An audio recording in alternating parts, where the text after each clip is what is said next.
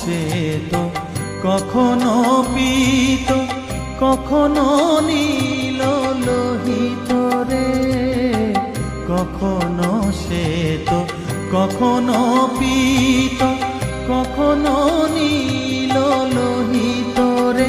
মায়ের সে ভাব কেমনে বুঝিতে না পারি, সে ভাব কেমনে বুঝিতে না পারি।